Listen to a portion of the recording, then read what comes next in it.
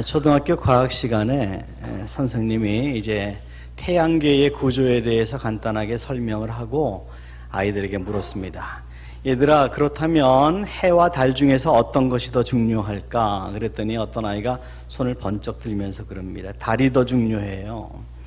예상치 못한 대답에 놀란 선생님이 왜 달이 더 중요하다고 생각하니? 그러니까 아이가 그렇게 얘기합니다.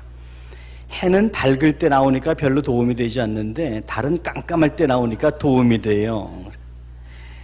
예, 말 되지요? 말 됩니다. 어린 아이이기 때문에 말이 됩니다.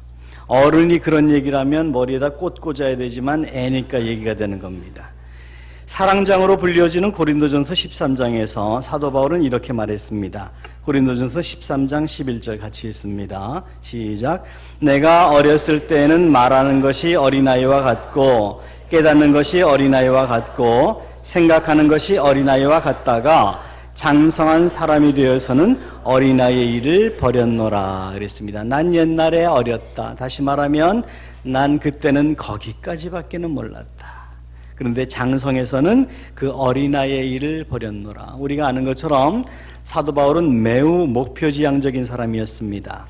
다메섹 도상을 가다가 빛으로 나타나신 예수님을 만난 이후로 그는 일편단심 민들레로 주께서 그에게 맡기신 사명을 위해서 인생을 올인했던 사람입니다. 조금도 한눈 팔지 않았습니다. 목표에서 조금도 어긋나지 않았습니다.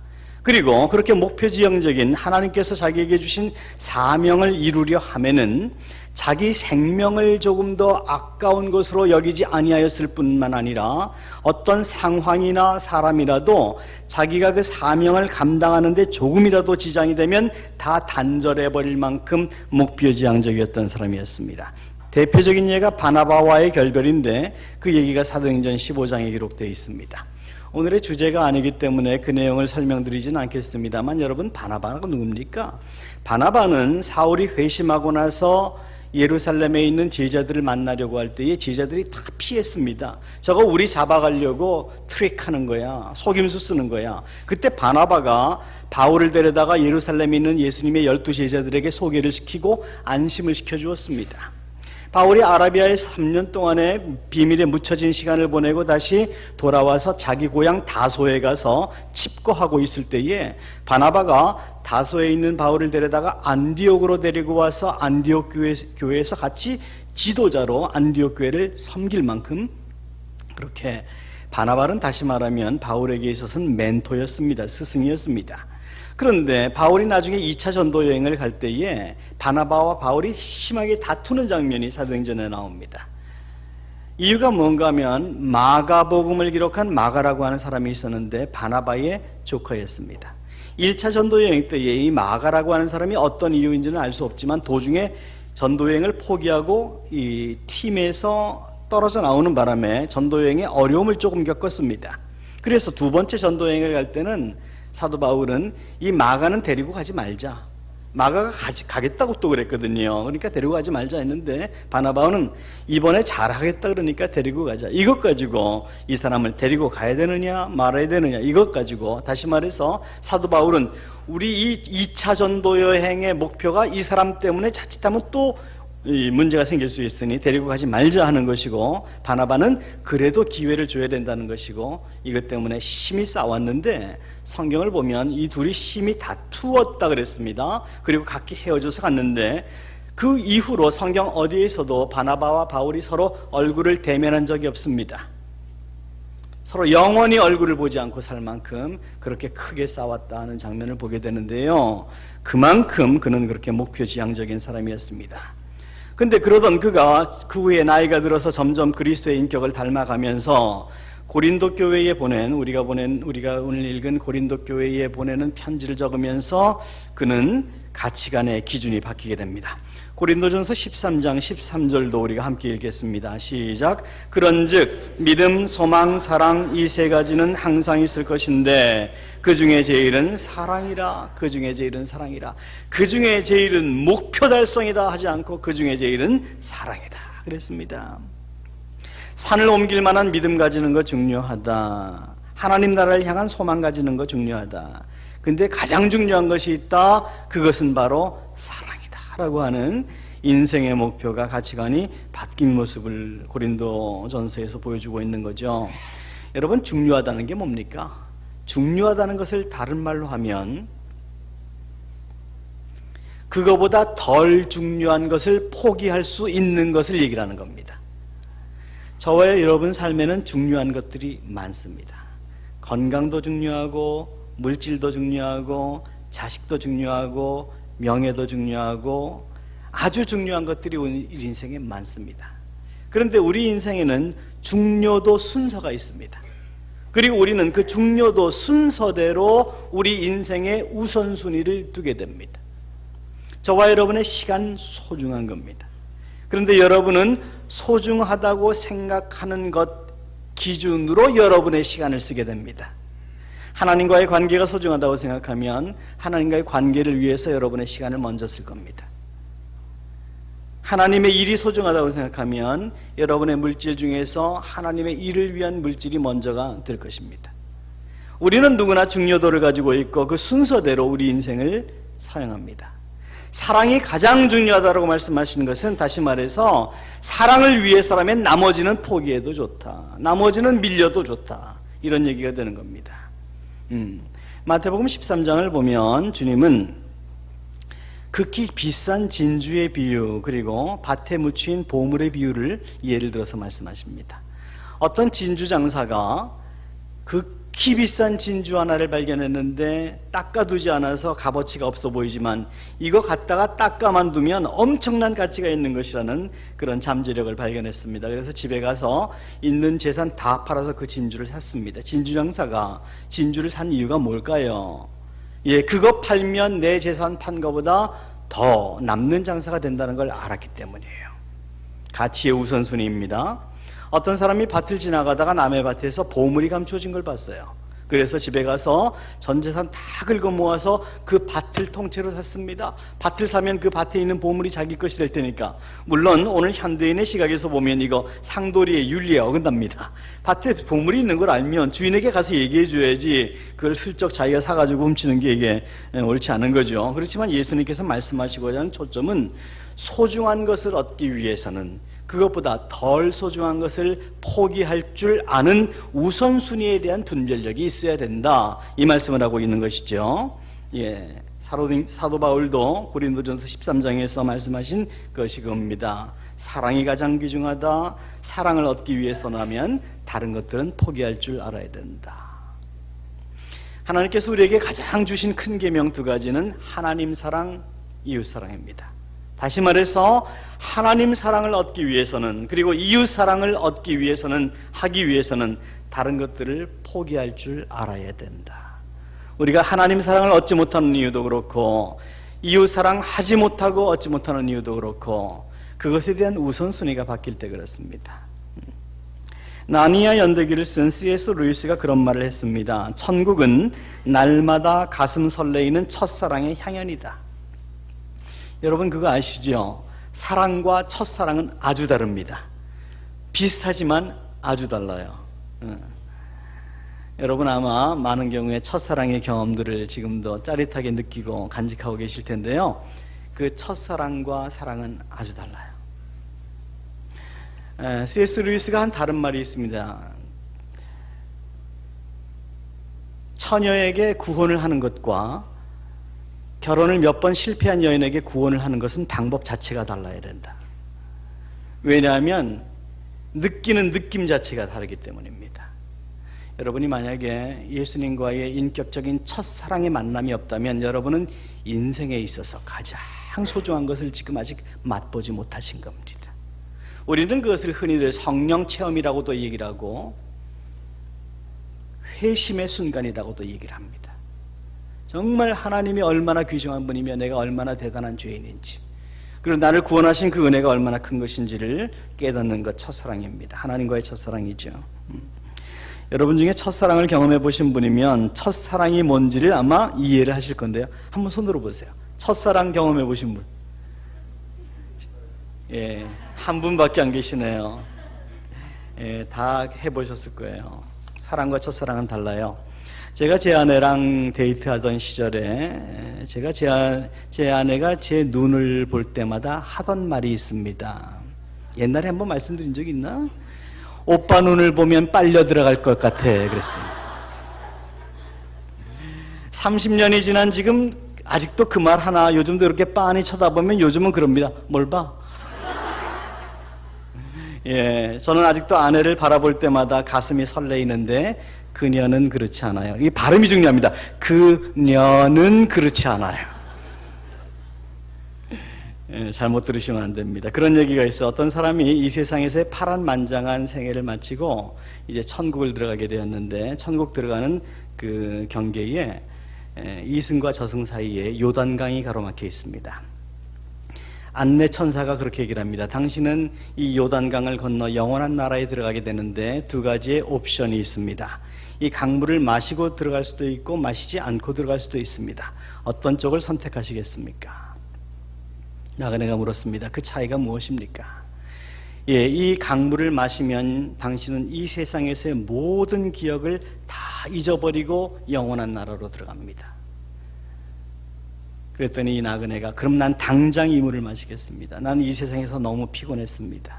내 인생은 너무 힘들었습니다. 난 그 모든 기억을 잊어버리고 싶습니다. 그때 천사가 그럽니다.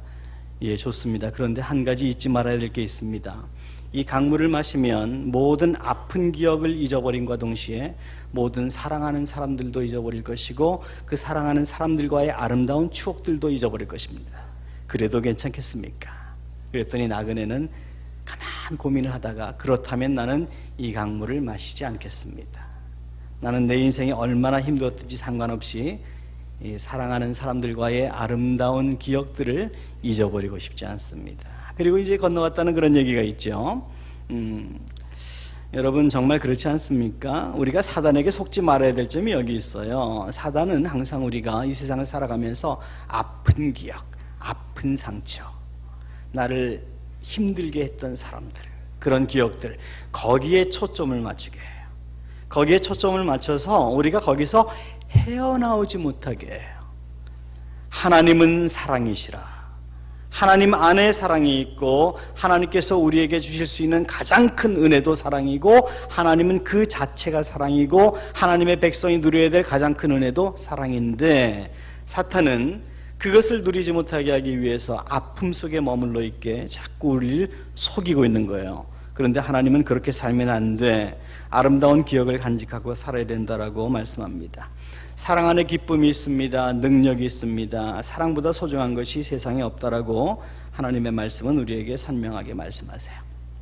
오늘 본문은 사랑을 얻기 위해서 14년 동안의 세월을 기꺼이 바쳤던 그런 야곱의 이야기를 기록하고 있습니다. 형의 칼날을 피해서 1000km 떨어진 먼 라반 삼촌 집으로 도망을 간 야곱, 그때 나이가 77세였습니다.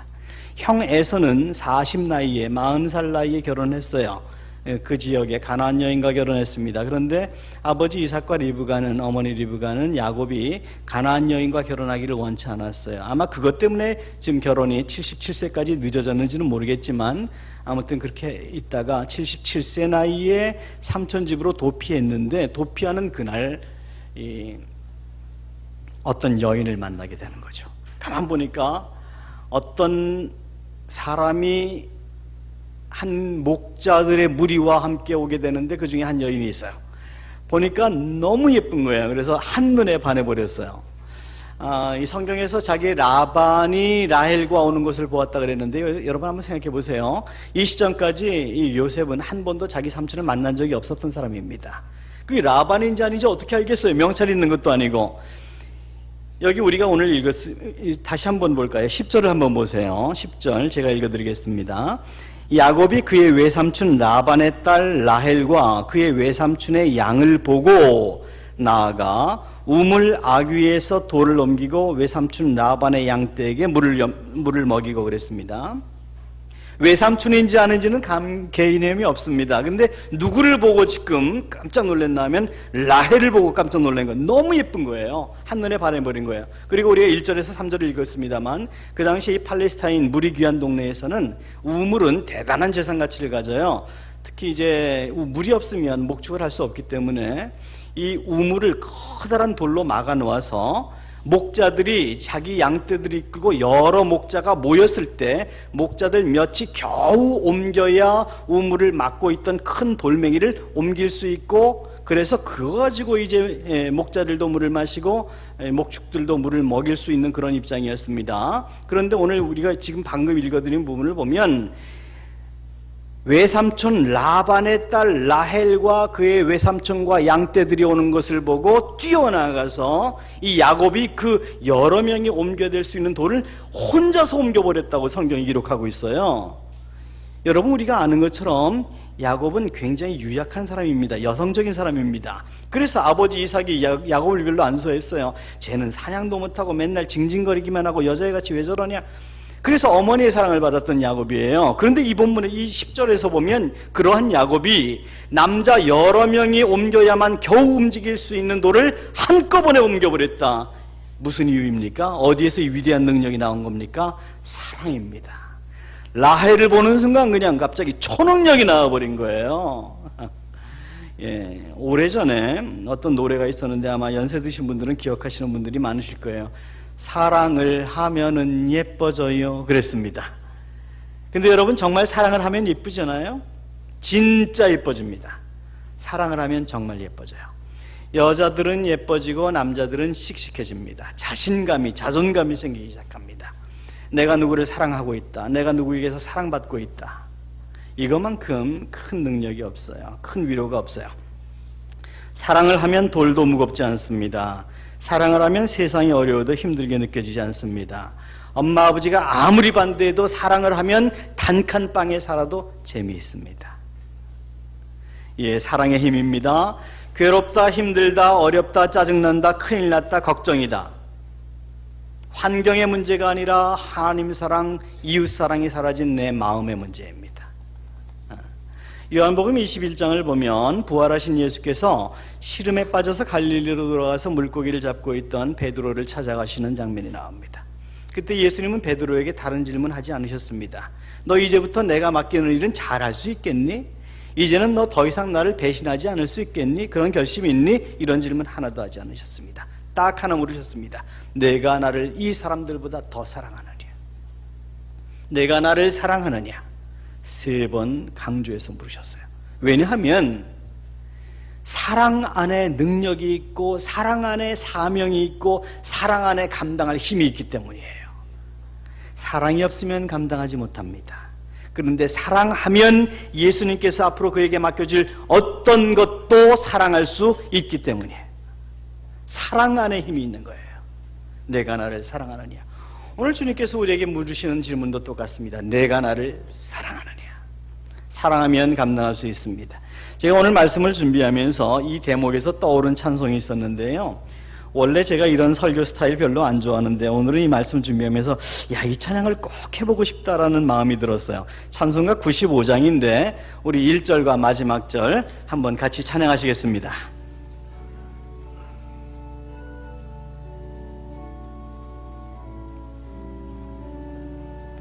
나의 기쁨, 나의 소망,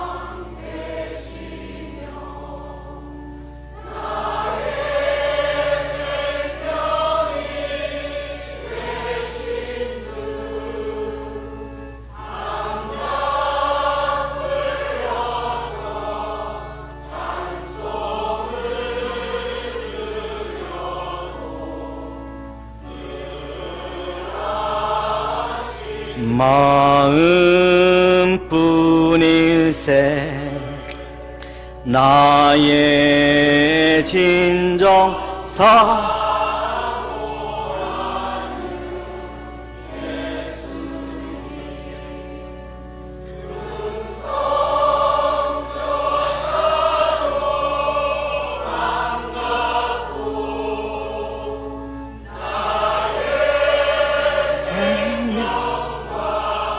나의 참 소망은 오직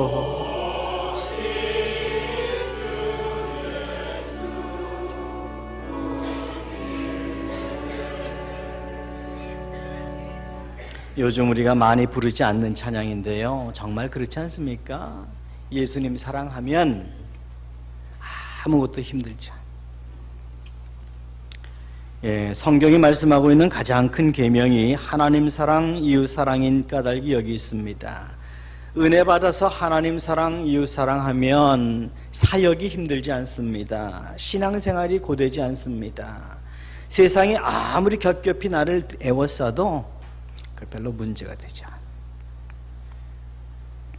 내 인생 주를 위해 아무리 드리고 또 드려도 늘 더 드리지 못한 아쉬운 마음만이 남습니다. 남이 나를 알아주지 않아도 그거 별로 상관치 않아요. 문제는 내가 주를 사랑하느냐 하는 것입니다.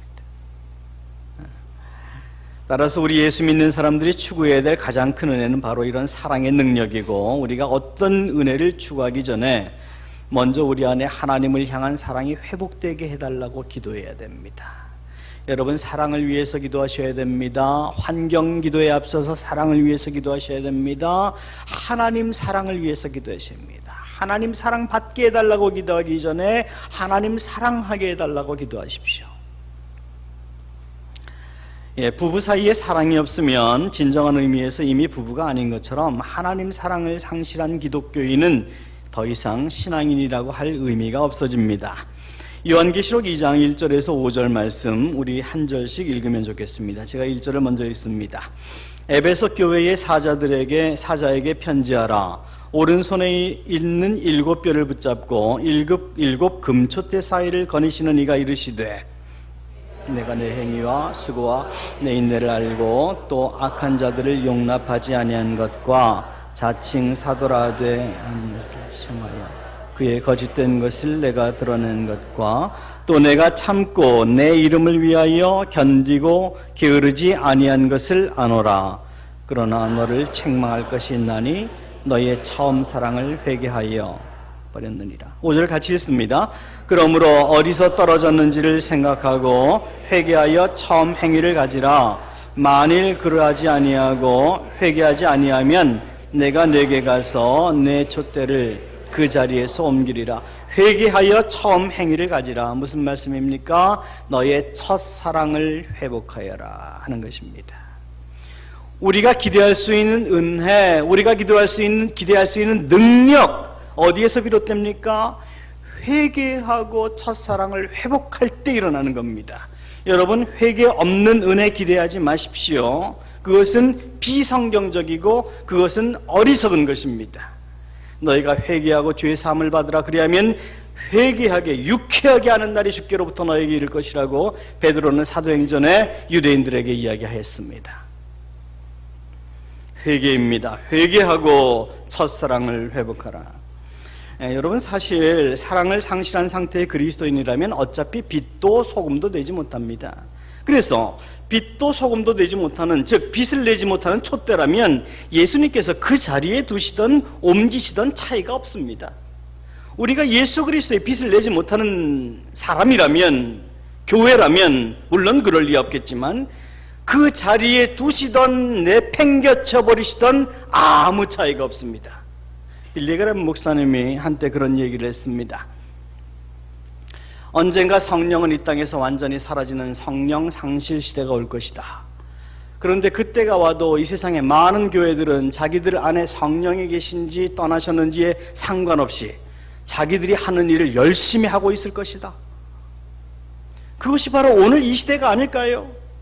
하나님께서 계신지 안 계신지, 하나님께서 역사하고 계신지 아닌지, 이 일이 하나님의 일인지 내 일인지를 분별하지 못하고 열심히 움직이고 있는 오늘날의 교회들이 왜 없겠습니까? 우리 형제교회가 그리 되지 않기를 원합니다.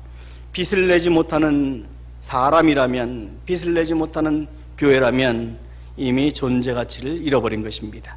라헬을 보는 순간 사랑에 빠진 야곱은 하란에서 삼촌 라반의 일을 도우면서 살아가게 되는데, 사랑에 빠진 모든 사람들의 특징이 그렇듯이 그에게는 그때부터는 하루하루가 다릅니다. 사랑에 빠진 사람들은 얼굴에서 자존감이, 자신감이 있게 되죠. 그때부터 야곱은 하루하루 즐겁기만 합니다. 라반은 그렇게 즐겁게 일을 하고 있는 야곱을 놓치고 싶지 않았습니다. 그래서 15절을 보면 그런 말씀이 있는데 제가 대신 읽어드리겠습니다. 라반이 야곱에게 이르되 내가 비록 내 생질이나 어찌 그저 내 일을 하겠느냐. 내 품삯을 어떻게 할지 내게 말하라. 우리가 아는 바와 같이 야곱은 매우 계산이 빠른 사람이었습니다. 그런데 이 말을 들은 야곱은 얼마 주세요라고 숫자를 이야기하지 않습니다. 다만 삼촌의 둘째 딸 라헬을 내게 달라고 그렇게 이야기를 합니다. 그리고 라헬을 주시면 그 대가로 7년을 봉사하겠다고 얘기했습니다. 20절을 보세요. 제가 읽습니다. 야곱이 라헬을 위하여 7년 동안 라반을 섬겼으나 그를 사랑하는 까닭에 7년을 며칠같이 여겼더라. 참 이 표현이 아름답습니다. 그를 사랑하는 까닭에 7년을 며칠같이 여겼더라. 7년 지나가는 것이 너무 빨랐어요. 왜냐하면 사모함이 있었기 때문이죠. 고대 농경사회에서는 신랑이 신부를 데려올 때 신부를 데려온다고 하는 것이 그 집에 일손을 하나 데리고 오는 거예요.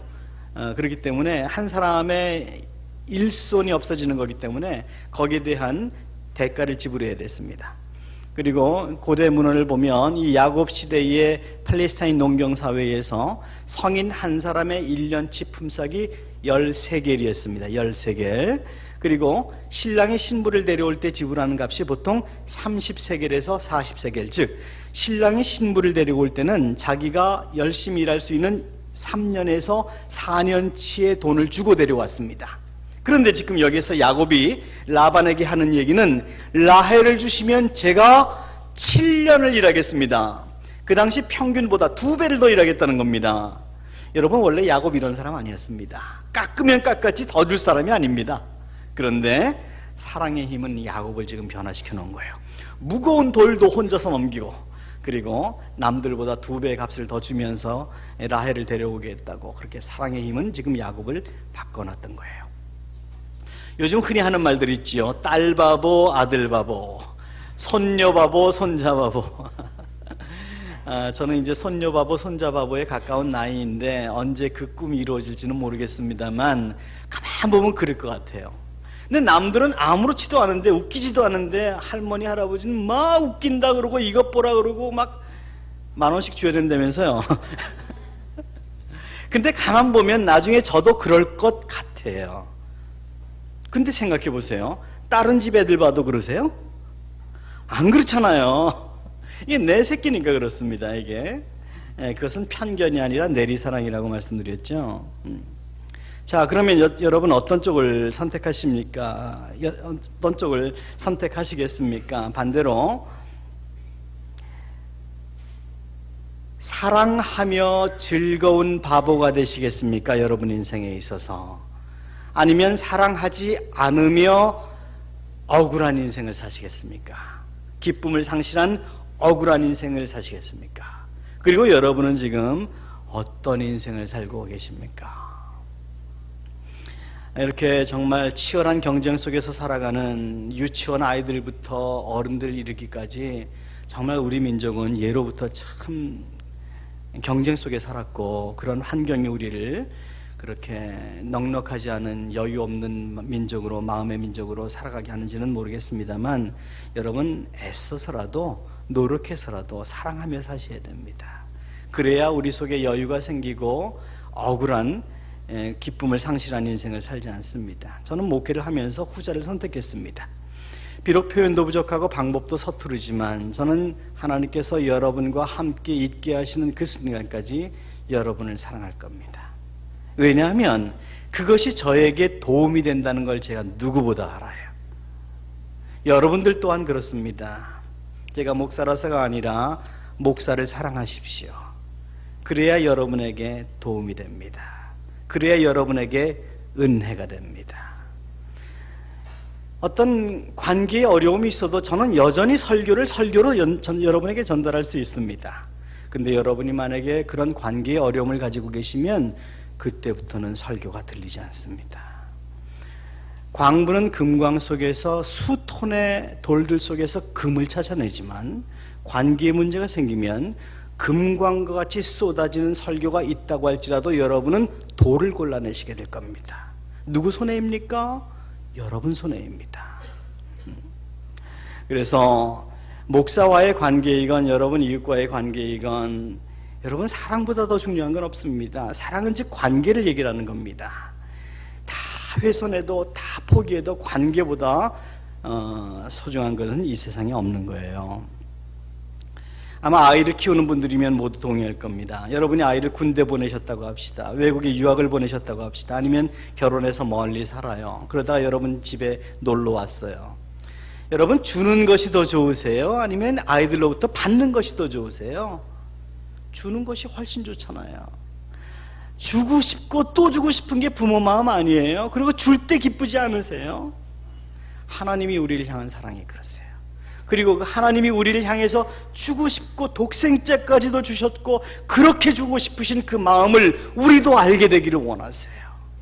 그래서 우리에게 사랑을 요구하시는 이유는 그 사랑의 능력, 사랑의 위대한 힘을 우리에게 깨닫게 하시기 위해서예요. 여러분, 인생은 새털같이 많이 남아있는 것으로 착각하시면 안 됩니다. 절대로 그렇지 않습니다. 성경은 인생은 아침 안개와도 같다 말씀하십니다. 풀잎에 맺힌 이슬과도 같다 말씀하십니다. 잠깐 지나갑니다. 낭비할 시간 없습니다. 행복하게 살아야 됩니다. 그리고 그러기 위해서는 반드시 사랑하며 살아야 됩니다. 이제 야곱이 외삼촌 라반에게 약속한 7년이 지나서 삼촌에게 라헬을 달라고 했습니다. 그래서 라반은 거대한 결혼식을 베풀고 이제 첫날 밤에 불 꺼진 신방에 색시를 집어넣어줬는데 그 다음날 아침에 보니까 자기가 기대했던 둘째 딸 라헬이 아니라 첫째 딸 레아였습니다. 그래서 그 다음날 도대체 이것이 어떻게 된 겁니까? 그랬더니 우리 지방에서는 둘째를 첫째보다 먼저 주는 일이 없다. 그러니 네가 만약에 둘째 딸을 원하면 나를 위해서 7년을 더 일해라 라고 무보수로 총 14년을 부려먹는 그런 정말 어처구니 없는 계약서를 만들어내게 되죠. 보세요. 야곱은 자기 형 에서를 속여서 팥죽 한 그릇으로 장자권을 빼앗았어요. 똑같은 모습으로 야곱은 지금 자기 삼촌 라반에게 14년의 인생을 빼앗기게 됩니다. 그리고 야곱은 눈이 어두워서 잘 보지 못하는 자기 아버지 이삭을 속여서 염소 새끼 가죽으로 손을 감추고 아버지 여기 만져보세요. 내가 당신의 첫아들 에서입니다라고 속였어요. 똑같은 모습으로 이 레아를 끌어안으면서 이것이 라헬인 줄 알았어요. 너무 똑같지 않습니까, 여러분? 형 에서를 속인 것과 아버지 이삭을 속인 것과 라반에게 속은 것과 이 레아에게 속인 것이 너무 그 판박이처럼 똑같지 않습니까? 예, 갈라디아서 6장 7절의 말씀이 맞아요. 사람이 무엇으로 심든지 그대로 거두리라. 그래서 우리가 인생을 참 조심스럽게 살아야 되는 이유가, 바르게 살아야 되는 이유가 그겁니다. 많은 사람들은요, 저를 포함해서요, 왜 어려운 줄 깨닫지 못하고 어려워요.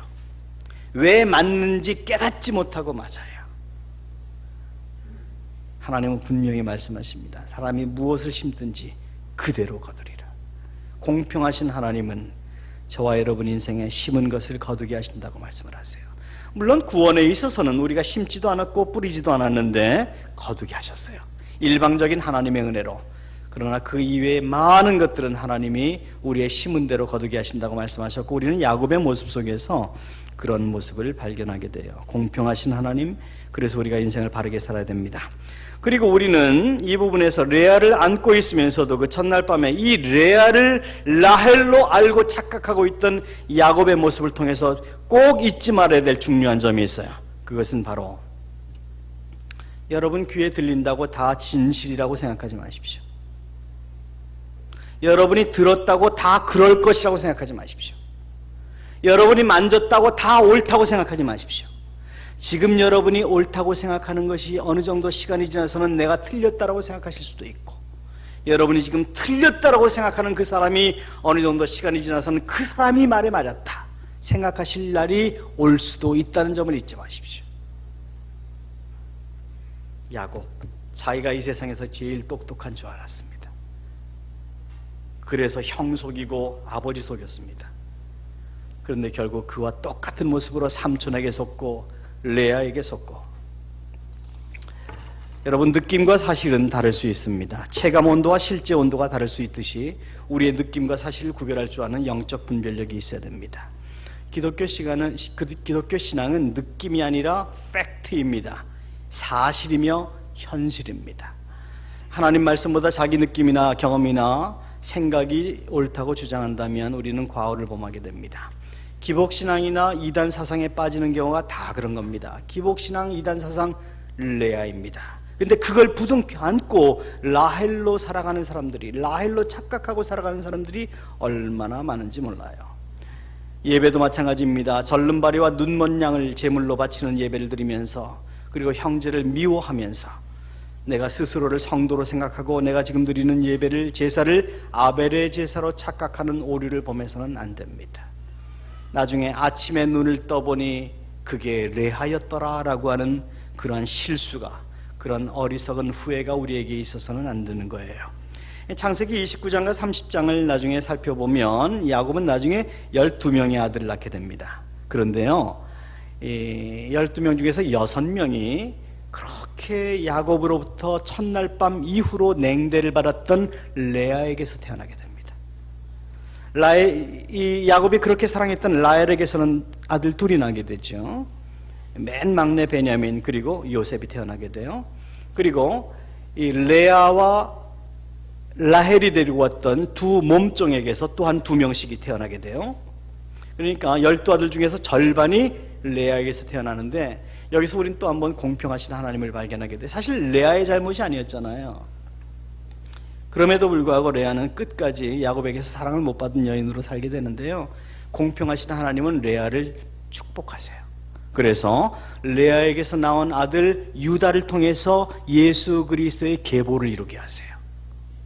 라헬을 통해서 나온 요셉을 통해서 예수 그리스도의 계보가 이어진 것이 아니라 레아를 통해서 예수 그리스도의 계보가 이루어지는 것을 우리가 알게 돼요.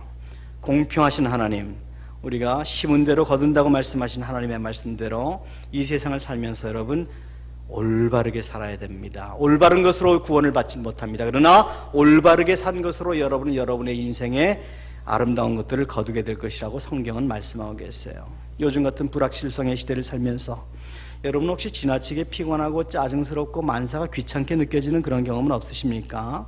다시 말씀드리지만 그것은 상황의 문제가 아니라 여러분 가슴속에 혹시 하나님 사랑, 이웃 사랑, 성경이 우리에게 명령하고 계시는, 강조하고 계시는 가장 큰 계명들이 살아있느냐, 아니면 사랑은 타버린 불꽃, 완전히 식어버렸느냐 살펴보셔야 돼요.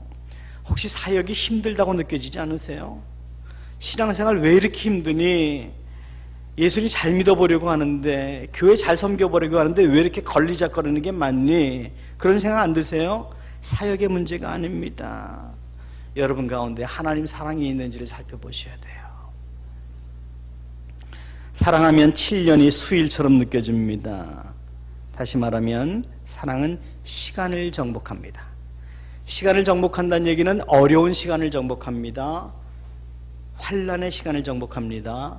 여러분 인생의 어떤 날들도 사랑하면 견뎌나갈 수 있고 이길 수 있습니다. 중국의 문화혁명 때에 모택동이 종교는 아편이다 그러면서 많은 사람들을 죽였는데, 여기서 종교는 아편이라고 할 때 종교는 유교도 아니고 불교도 아니고 이슬람교도 아니고 기독교를 얘기하는 것이었습니다. 기독교인들이 막 불처럼 번져나가는데 이걸 가만 놔두면 공산당 체제가 위험하게 됐어요. 그래서 종교는 아편이다, 이 땅에서 아편을, 종교를 뿌리 뽑자 했습니다. 그래서 많은 기독교인들을, 수만의 기독교인들을 죽였습니다. 그때 어떤 한 사람이 예수를 믿는 이유 때문에 감옥에 갇혔습니다. 감옥에서 많은 사람들이 죽어나갔습니다. 근데 이 사람이 나중에 감옥에서 풀려난 다음에, 수년 후에 감옥에서 풀려난 다음에 자기가 그 첫 힘든 감옥의 생활을 이겨낼 수 있었던 이유를 그렇게 설명했습니다. 감옥에 갇히기 전에 그에게는 7살짜리 아들이 있었습니다. 자기가 내일이면 감옥으로 들어가야 된다는 것을 알게 된 이 사람은 아들에게 그렇게 부탁을 했습니다. 얘야, 내일부터 너는 아침마다 혹시 비가 불거나 어떤 사정이 있어서 정할 수 없는 경우가 아니면 빨간색의 연을 하늘로 높이 띄워줄 수 있겠니? 그러면 나는 감옥에서 철장을 통해서 그 연을 볼 때마다 내가 너를 기억할 거야. 그 아버지는 철장 속에서, 그 힘든 감옥 생활 속에서 철장을 통해서 빨간 연이 올라오는 것을 매일 아침 보았습니다. 그 아버지는 연을 본 게 아닙니다. 그 아들을 본 겁니다. 그리고 그 아들을 만나게 될 날을 기대하며 그 어려운 인생을, 어려운 감옥 생활을 잘 참고 견딜 수 있었던 것이죠. 저와 여러분에게 하나님 사랑이 필요한 이유도 그것입니다.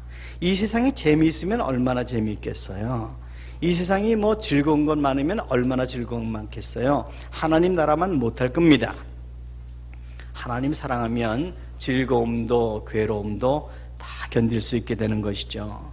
지금 내 몸에 병이 있고 직장과 사업이 어려워도 그 하나님 사랑의 끈을 놓으시면 안 됩니다. 하나님과의 사랑의 관계가 여러분 인생에 어떤 것보다 소중합니다. 사역보다 소중합니다. 직장보다 소중합니다. 물질보다 소중합니다. 무엇보다 소중합니다. 여러분이 하나님과의 그 깊은 사랑의 관계 속에서 살아갈 때에 하나님은 나머지 모든 것을 채워주시고 책임지시겠다고 성경을 통해서 거듭 말씀하고 계시거든요. 예, 사랑이 여러분 인생의 가장 위대한 능력의 비결이 되는 겁니다. 무엇보다 먼저 예배 사랑하는 마음을 잃지 마십시오. 하나님 사랑이라는 것은 다시 말해서 예배 사랑입니다. 예배 사랑은 다시 말해서 하나님을 하나님으로 인정하는 겁니다. 여러분 인정하시겠지만 여러분이 아무리 노력한다고 여러분 인생, 여러분 건강, 여러분 자녀, 여러분의 책임 못 지세요. 못 지세요. 제가 지금 이렇게 좀 격양된 말투로 말씀드리는 것을 꼭 용서해 주세요. 근데 정말 그래서 그래요. 우리 책임 못 지세요. 하나님이 책임지셔야 되잖아요. 우리 인정합니다. 인정하는 그것이 바로 예배입니다. 예배가 바로 하나님 사랑이에요. 사역보다 예배가 중요하고 능력보다 예배가 중요합니다. 하나님 사랑이 이 세상에서 가장 소중한 능력이 되는 것입니다. 모쪼록 남아있는 여러분의 인생의 날 동안 하나님 사랑, 하나님 사랑, 오늘도 이 예배를 마치고 나아가면서 그 하나님 사랑을 여러분의 머릿속에, 가슴속에 허밍하며 여러분의 삶으로 돌아가시길 바랍니다. 그래서 일주일의 삶 속에서도 하나님 사랑이 여러분의 모든 상황과 모든 어려움을 극복할 수 있는 능력의 근원이 되실 수 있기를 예수님의 이름으로 축원합니다.